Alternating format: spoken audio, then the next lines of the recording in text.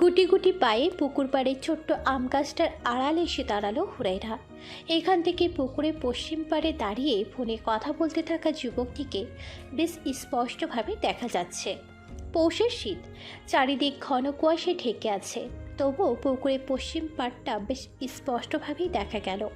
খালি পায়ে শিশির স্নাত ঘাসের বুকে দাঁড়িয়ে বারবার সেদিকেই উঁকি মেরে দেখছিল হুরাইরা। এই শীতে খালি পায়ে বেশিক্ষণ মাটিতে পা ফেলে দাঁড়িয়ে থাকা যায় না। তাড়াহুড়ো করতে গিয়ে ভুল করে জুতো ছাড়াই ঘর থেকে বেরিয়ে পড়েছিল সে। কিছুটা পথ এসে বুঝতে পেরেছিল জুতো ছাড়াই সে বেরিয়ে পড়েছে। একবার ভেবেছিল ফিরে যাবে, কিন্তু পরক্ষণেই আবার কি যেন ভেবে আর গেল না। গুটি গুটি পায়ে আম গাছটার আড়ালে এসে দাঁড়ালো। ফোনে কথা বলতে বলতে যখন যুবকটি এইদিকেই ফিরছিল, তখনই হুরাইরা আরেকটু সরে এসে নিজেকে আরও আড়াল করার চেষ্টা করলো, যাতে সেই যুবকটির চোখে ধরা না পড়ে যায়। খানিকটা সময় অতিবাহিত হলে হুরাইরা আবারও আম পাতার ফাঁকে উঁকি মারল, দেখার চেষ্টা করলো এখনো যুবকটি সেখানে আছে কিনা। হ্যাঁ হুরমতি, লুকিয়ে লুকিয়ে কি দেখছিস ওইদিকে? পেছন থেকে পুরুষালী কণ্ঠস্বর কর্ণকুহর হতেই জিভে কামড় দিয়ে চোখ বুঝে হুরাইরা। শেষ রক্ষার হলো না, সে তো ধরা পড়ে গেল ভেবে মনে মনে একটা ফাঁকা ঢোক গিলল সে। দুরু দুরু বুকে প্রচণ্ড ভয় আর সংশয় নিয়ে পিছন ফিরতে দেখল ইয়াদ প্যান্টের পকেটে হাত গুঁজে কিছুটা অদূরেই দাঁড়িয়ে আছে। ইয়াদের চোখে চোখ পড়তেই লজ্জায় চোখ সরিয়ে নিল সে। খানিকটা অভিমানের সুরে গাল ফুলিয়ে বলল, আপনি আমায় আবার হুড়মুড়ি ডাকলেন?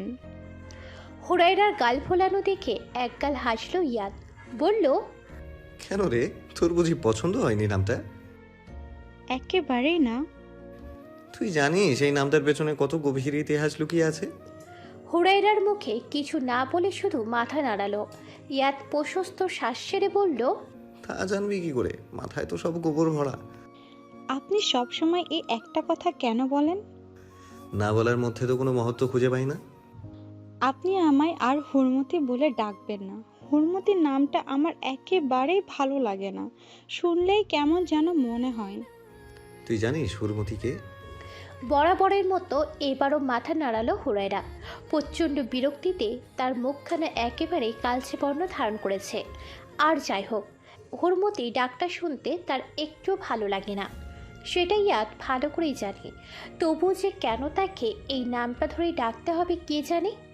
ইয়াদ হুরাইরার মুখের দিকে তাকিয়ে কিঞ্চিত হাসল। মনে মনে যে হুরাইরা ভীষণ চটে গেছে তার মুখ দেখেই আন্দাজ করতে পারছে সে। তবুও সেদিকে কোনো ভ্রুক্ষেপ না করেই বলল, হুরমতি হলেন শহীদুল্লাহ কায়সারের বিখ্যাত উপন্যাস সংসপ্তক এর প্রতিবাদী এক নারী চরিত্র, যিনি সমাজের বৃত্তবানদের লালসার শিকার হয়ে গর্ভবতী হয়েছিলেন, কিন্তু তারপরও তিনি দমে যাননি, প্রতিবাদ করেছিলেন এইসব বৃত্তবান নরপশুদের বিরুদ্ধে যারা তার সম্মান লুটে নিয়েছিল। ওই উপন্যাসে আরেকটি কেন্দ্রীয় চরিত্র ছিল যাকে সবাই কানকাটা রমজান নামে চেনে। সেই কানকাটা রমজানের লালসার শিকার হতে হয়েছিল হুরমতিকে। পরে হুরমতি রমজানের একটা কান কেটে দিয়েছিল। বুঝলি তো, মাঝে মাঝে নারীদের প্রতিবাদী হয়ে ওঠা খুব জরুরি, না হয় তারা তাদের নিজস্বতা হারিয়ে ফেলে। হুরাইরা মাথা দোলালো। তারপর কিছু একটা ভেবে চিনতে ইয়াদের চোখে চোখ রেখে বলল, কিন্তু তার সাথে আমার কি সম্পর্ক? আপনি আমায় কেন হুড়মুড়ি বলে ডাকেন? তোকে এত কিছু বুঝতে হবে না, যা বাড়ি যা। আর শোন, ফের যদি দেখেছি আমার পেছনে পেছনে ঘুরঘুর করছিস, তাহলে তোর ফর্সা ঠ্যাং দুটো ভেঙে আমি খোঁড়া করে দেব। হুরাইরা ঠোঁট ফুলিয়ে নাক উঁচু করে তাকালো ইয়াদের দিকে।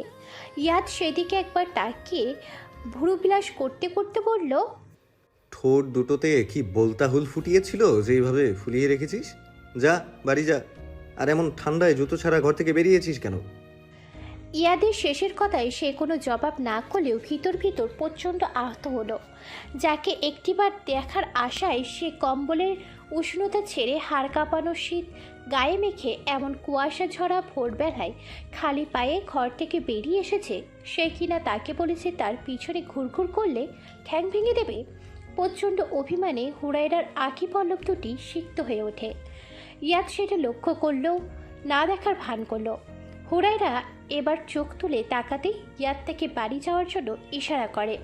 ইয়াদের ইশারায় কিছু একটা ছিল, যেটা বুঝতে বেশি দেরি করলো না হুরাইরা। তাই আর এক মুহূর্ত সেখানে দাঁড়ালো না, সোজা গটগট করে হেঁটে বাড়ির দিকে চলে গেল।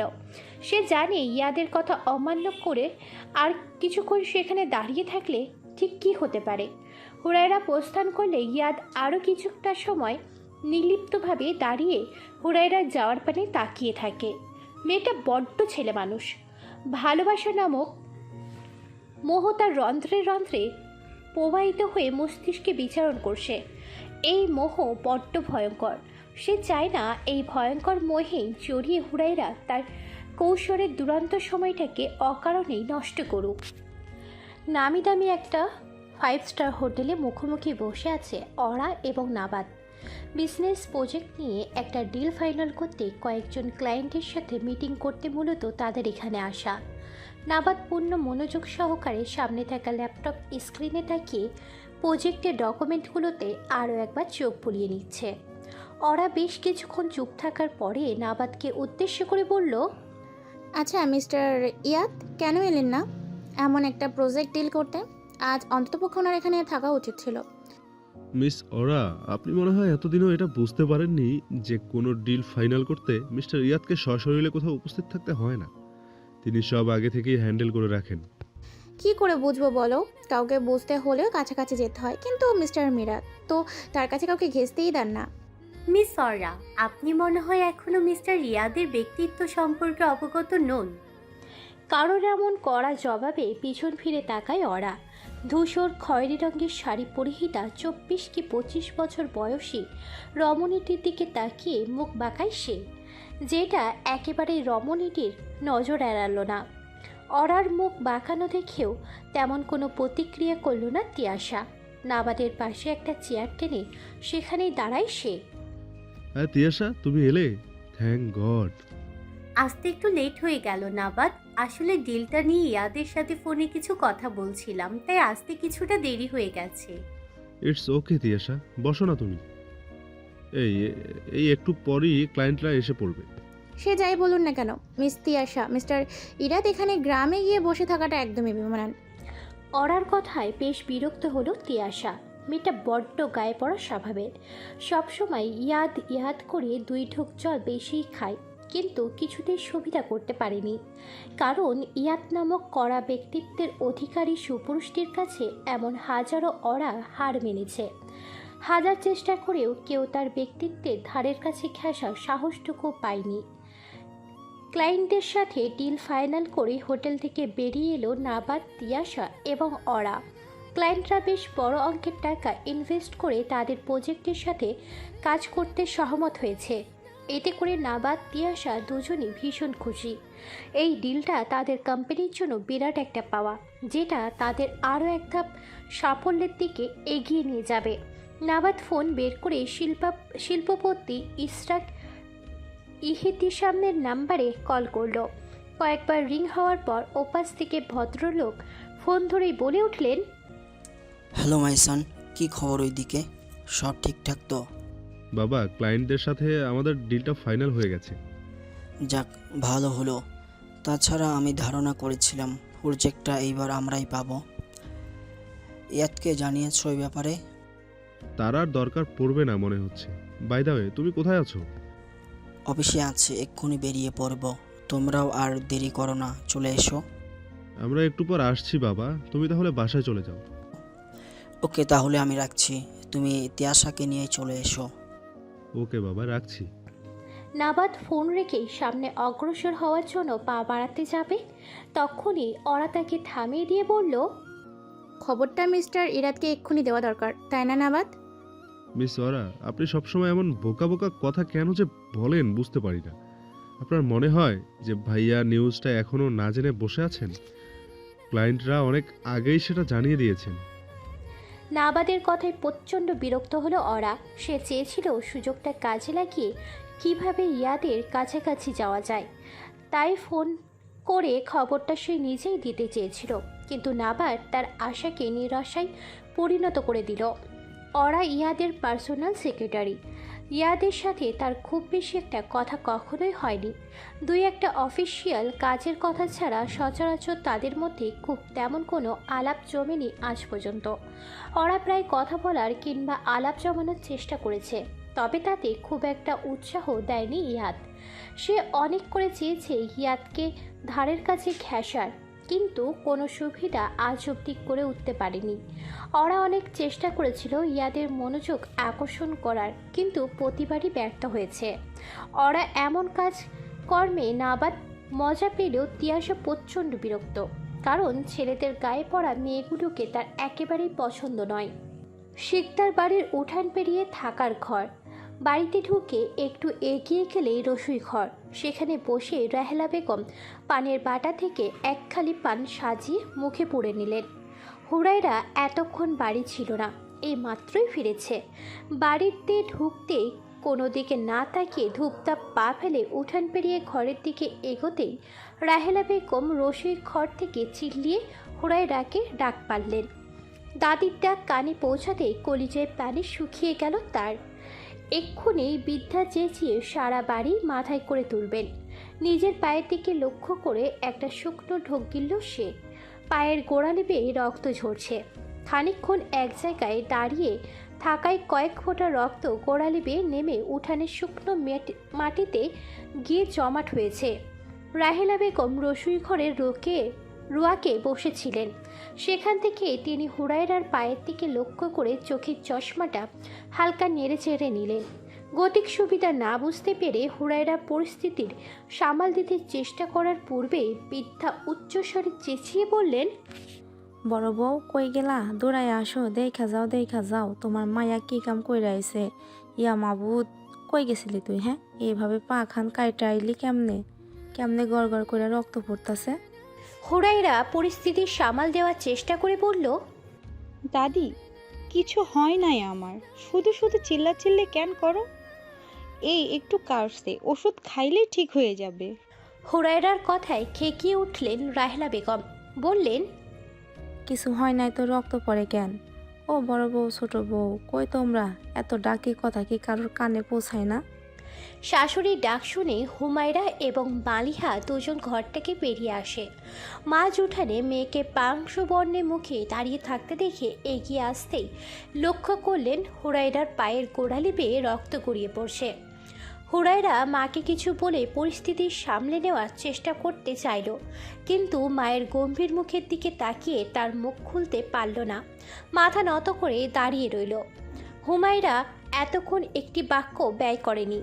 হুরায়রার পায়ের দিকে তাকিয়ে কিছু পর্যবেক্ষণ করছিলেন। মায়ের সন্দিহান চোখের দিকে তাকিয়ে মনে মনে আল্লাহকে ডেকে যাচ্ছিল সে। এই নিয়ে না জানে মা আবার কি কাণ্ড করে বসে।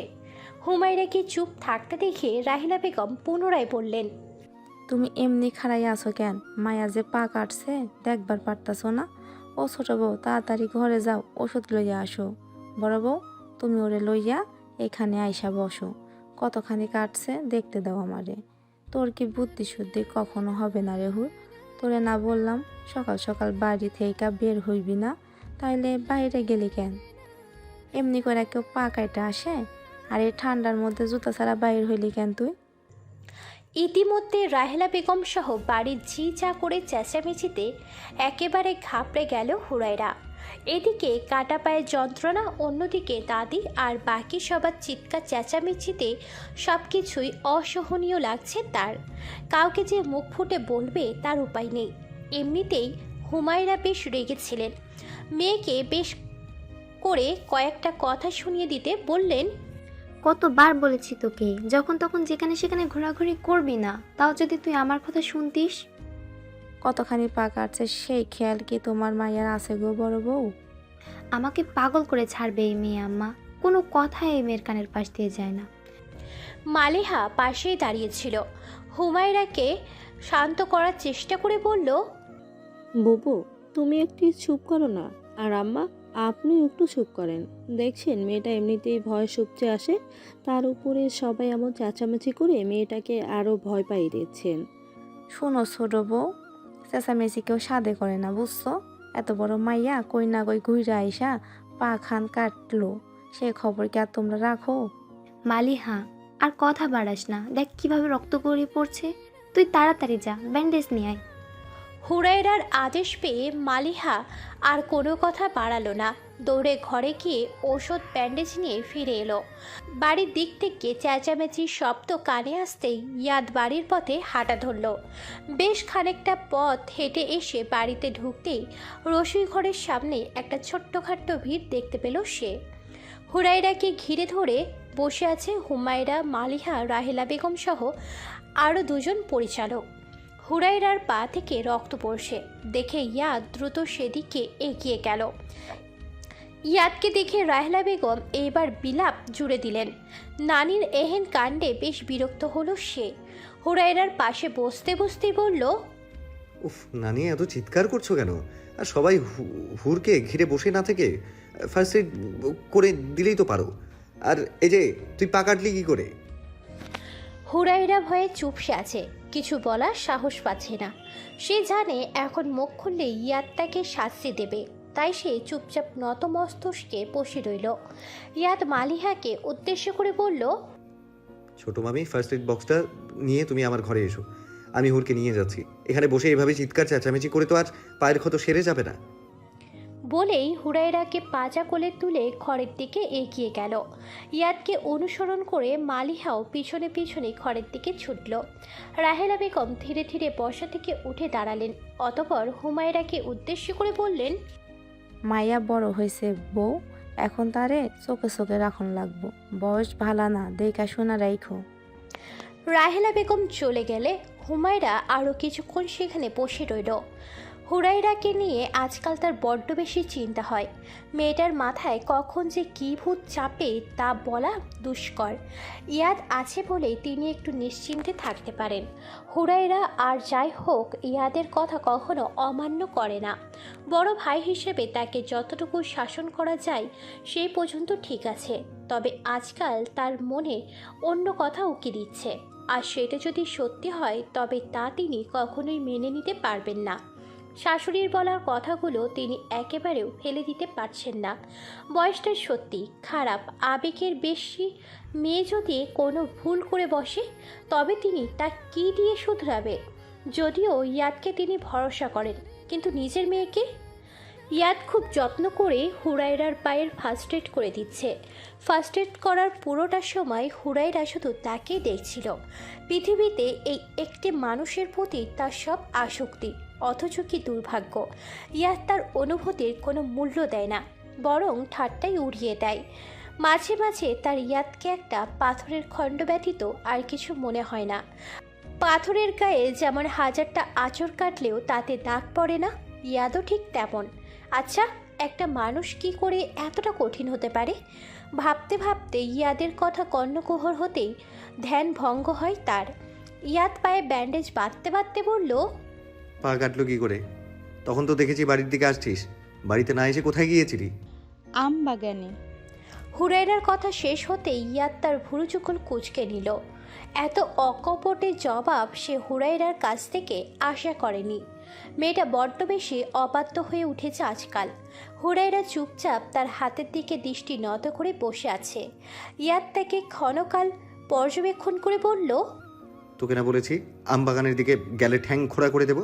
তাহলে গেলি কেন সেখানে? হুরাইরা একবার মুখ তুলে তার দিকে দেখে আবার দৃষ্টি নত করল। ইয়াদ স্পষ্ট দেখতে পেলেও হুরাইরার চোখ ছলছল করছে, কিন্তু তা বলে তো আর তাকে ছেড়ে দেওয়া চলবে না। কথার অবাধ্য হওয়ার শাস্তি তো পেতেই হবে। ব্যান্ডেজ লাগিয়ে বসা থেকে উঠে দাঁড়ায় ইয়াদ। নিজের মধ্যে কিছুটা রূঢ় ভাব ফুটিয়ে কোনো ভনিতা ছাড়াই বলল, আজকাল তুই বেশি পাকা হয়েছিস, যখন যা খুশি তাই করে বেড়াচ্ছিস, তাই না হুর? হুরাইরা তখনও দৃষ্টি নত করেছিল। ইয়াদের কথা কানে যেতেই সে চোখ তুলে তাকায়। এইভাবে তাকিয়ে আছিস কেন? চল উঠ। মানে? এত মানে বোঝার আবশ্যকতা নেই তোর। আর আমি কি বলতে চেয়েছি সেটা হয়তো তোর অজানা নয়। ইয়াদের দিকে ভীতু চাহনিতে তাকালো হুরায়রা। ইয়াদের মুখে কঠিনতার ছাপ ফুটে উঠেছে। হুরায়রার বুঝতে বাকি রইল না ঠিক কী হতে চলেছে তার সাথে। কথার অবাধ্য হয়ে সে কখনো ইয়াদের শাস্তির হাত থেকে রক্ষা পায়নি, তবে আজ যা হয়েছে তার জন্য যে তাকে সে ছেড়ে কথা বলবে না এই নিয়ে তার বিন্দুমাত্র সন্দেহ নেই। তবুও সে কিছুটা ইতস্ততভাবে বলল, কোথায় উঠবো? আমার কোলে। মানে? ইয়াদ আর তাকে কিছু বলার সুযোগ দিল না, সোজা কোলে তুলে ছাদের সিঁড়ির দিকে চলতে শুরু করলো। হুরায়রা কিছু বলতে চেয়েও পারল না, মনে মনে কয়েকবার আল্লাহকে ডেকে বুকে ফু দিল। ইয়াদ সেটা লক্ষ্য করে কিঞ্চিত ঠোঁট প্রসারিত করল, তবে সেটা একেবারে হুরায়রার অগোচরে। বাসায় ফিরে নাবাদ দেখল তার বাবা মায়ের মধ্যে সে কি তুমুল ঝগড়া চলছে। মেহরিমা মেহের রান্নাঘরের দরজার বাহিরে খুন্তি হাতে দাঁড়িয়ে ইশরাক ইহতিশামকে শাসিয়ে যাচ্ছেন। এই শোনো, একদম ফালতু কথা বলবে না, বুঝেছো? সব দোষ তোমার, আর তোমার দুই ছেলেও ঠিক তোমার মতোই হয়েছে। ছেঁচড়া বুড়ো কোথাকার। এই আমাকে একদম ছেঁচড়া বলবে না বলে দিলাম। আর আমাকে বুড়ো বলছো, তাই না? নিজে যে বুড়ি হয়ে গেছো সেদিকে কি নজর পড়ে না?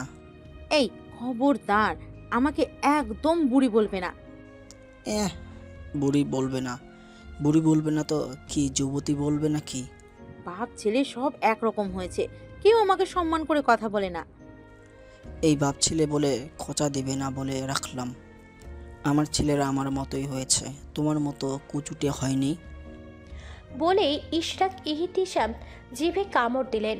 ভুল করে তার মুখ থেকে কুচুটের শব্দ স্লিপ করে বেরিয়ে গেছে। কি বললে তুমি?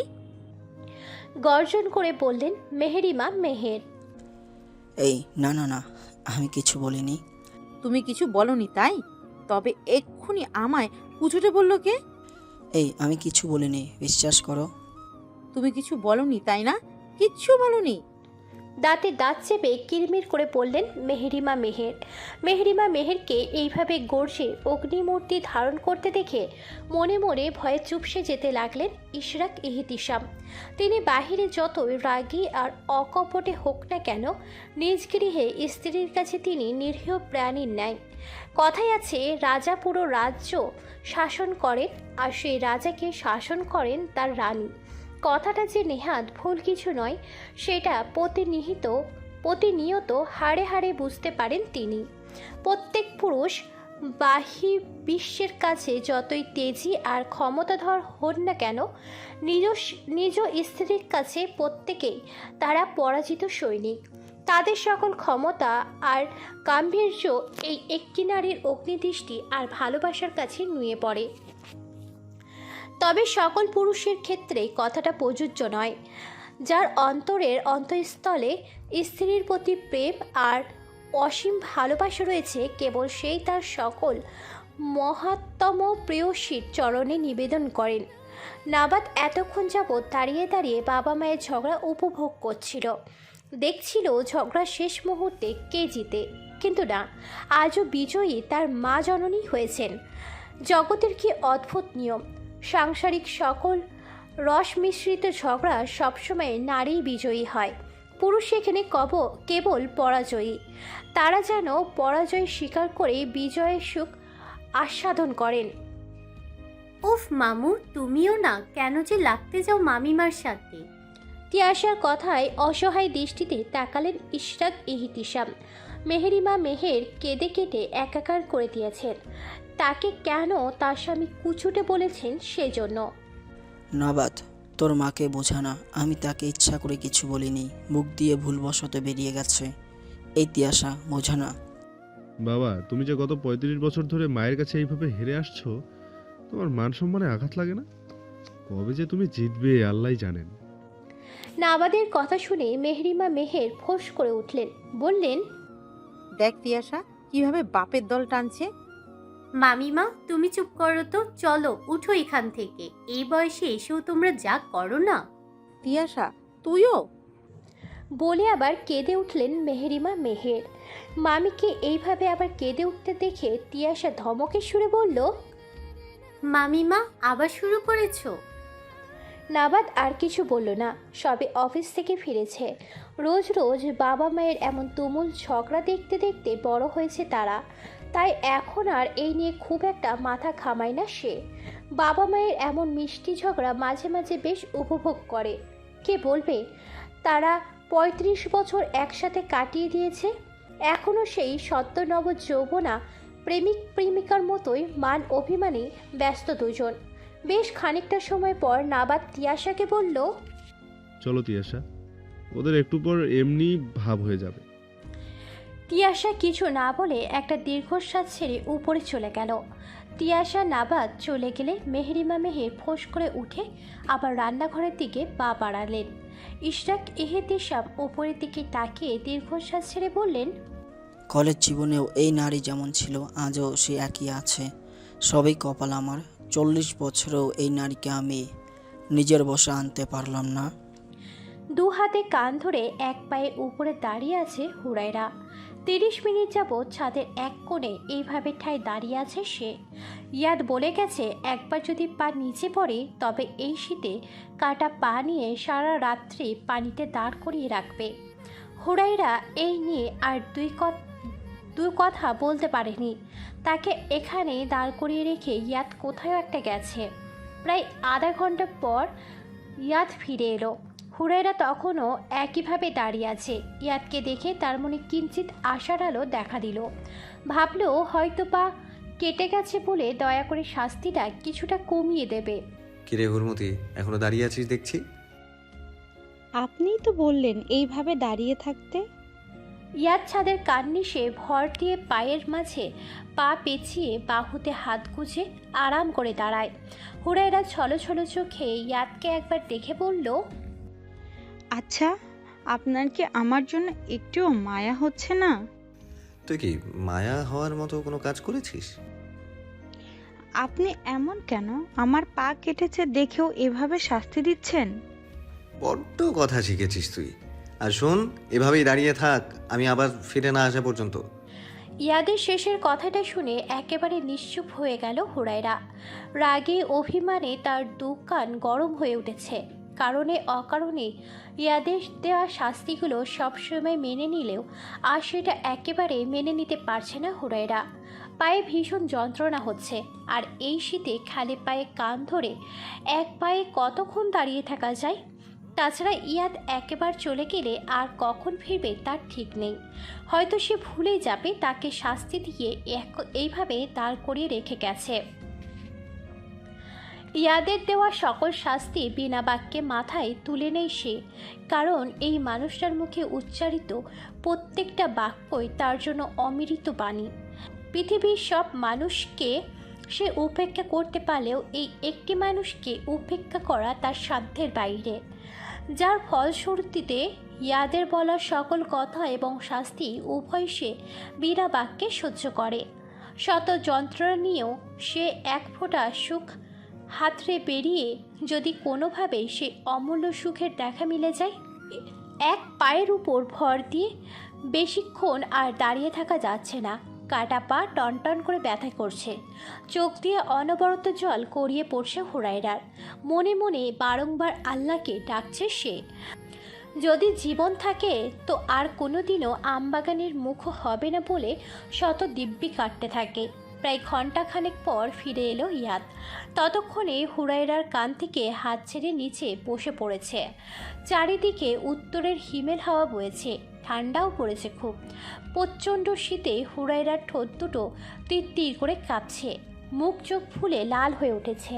নিশ্চয়ই কেঁদেছে বুঝতে পেরে ইয়াদ কোনো বাক্যবায়ী না করে তাকে একটানে কোলে তুলে নেয়। আকস্মিক এমন কিছু ঘটায় হকচকিয়ে ওঠে হুরায়রা। কিছু বুঝে ওঠার আগেই দ্রুত পা চালিয়ে ছাদ থেকে বেরিয়ে আসে ইয়াদ। সিঁড়ি বেয়ে নামতে নামতে সে হুরায়রার মুখের দিকে তাকিয়ে প্রশস্ত শ্বাস ছাড়ে।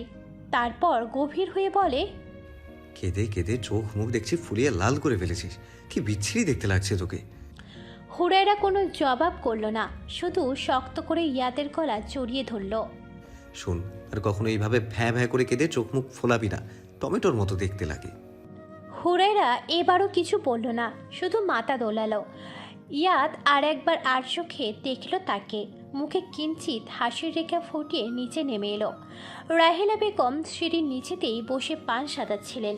হুরায়রাকে কোলে নিয়ে ইয়াদকে ছাদ থেকে নেমে আসতে দেখে বিদ্যা খেকিয়ে উঠে বললেন, তোর কি আক্কেল জ্ঞান সব গেছে রে ইয়াদ? কাটা পা লইয়া মেয়েটারে শাস্তি না দিলে হইতাছিল না তোর? তোমাকে ব্যাপার স্যাপার কিছু বুঝি না বাবু। যাও মেয়েটারে ঘরে রেখে আসো, আমি পান সাজাইয়া দিতাছি। হুরায়রার সামনে বসে আয়েশ করে পান চিবাচ্ছে ইয়াদ।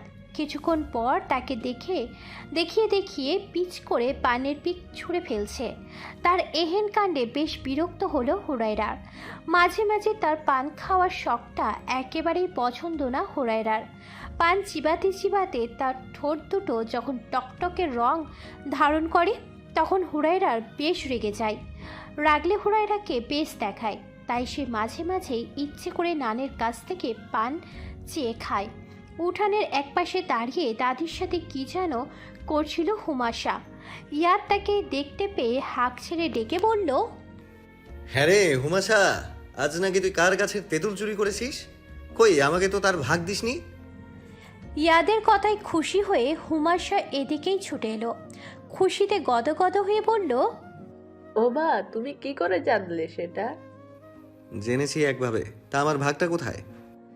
আমার কাছে তো আর বেশি নেই, মেজুদির কাছে আছে, তুমি বরং মেজুদির থেকে নিয়ে নাও। হুরায়রার মনে মনে বেশ চটে গেল ইয়াদের উপর। সে শুধু আমবাগানে গিয়েছিল বলে সেবারটাকে 2 ঘন্টা ঠান্ডা পুকুরে চুবিয়ে রেখেছিল। 2 ঘন্টা আগে উঠতে দেয়নি। আজও তাকে সেখানে যাওয়ায় কাটা পা নিয়ে 2 ঘন্টা এক পায়ের উপর দাঁড় করিয়ে রেখেছে। অথচ হুমাশা যখন কারো গাছে তেঁতুল চুরি করে এনেছে তার বেলায় কিছু তো বলছেই না, বরং সেটার ভাগ চাইছে। আমাকে আগে ভাগ না দিয়ে সব মেজদিকে দিয়ে দিলি? মেজুদি তো বলেছিল তেঁতুল চুরি করলে যাতে আগে ওকেই ভাগ দেই। ইয়াদ চোখ পিটপিট করে হুরায়রার দিকে তাকাতেই হুরায়রা বলে উঠল, আমি আপনাকে ভাগ দেব না, চেয়েও লাভ হবে না। আর এই যে তুই সব কথা সব জায়গায় না বললেই চলে না, তাই না? এমা, আমার কি দোষ? ভাইয়াই তো চাইলো। ভাইয়া বললেই সব কথা তোকে পটপট করে বলে দিতে হবে? তুই যে এত হিংসুটে সেটা তো জানতাম না। আপনাকে জানতে বলেছেটা কে? হ্যাঁ রে হুমাশা, এই বাড়িতে যে দিন দিন পেটুকের সংখ্যা বাড়ছে এটা কি নানি জানে? ইয়াদের কথায় ফিক করে হেসে ফেলল হুমাশা। তাকে এইভাবে হাসতে দেখিয়ে প্রচণ্ড রাগ হলো হুরায়রার। এই মেয়েটাও হয়েছে ইয়াদের মতো, দুটো যেন এক ডালের 2 পাখি। একজন কিছু বললে অন্যজন সায় দেয়, দেখলে গা জ্বলে যায় তার। হুমাশা ইয়াদ দুজনেই যেন হাসির প্রতিযোগিতায় নেমেছে। হুরায়রা তা দেখে দাঁত কিরমির করে চোখ রাঙিয়ে হুমাশার দিকে তাকালো। মুহূর্তেই হুমাশার হাসি থেমে গেল। হ্যাঁ, আরো দাঁত কেলিয়ে হাস, আমি দেখি। শয়তান মেয়ে কোথাকার। আমি কি করেছি? ভাইয়াই তো। হুরায়রা আর কথা বাড়ালো না। পায়ে ভীষণ ব্যথা, শরীরটাও ভালো লাগছে না দেখে ধীরে ধীরে উঠে ঘরে চলে গেল। ইয়াদ খানিকটা সময় হুরায়রার যাওয়ার পানে তাকিয়ে দেখল। পা খুঁড়িয়ে হাঁটছে হুরায়রার। হাঁটতে যে তার কষ্ট হচ্ছে তা দেখে বুঝতে পারল সে। ভেবেছে একবার উঠে যাবে, পরক্ষণে কি ভেবে আর গেল না।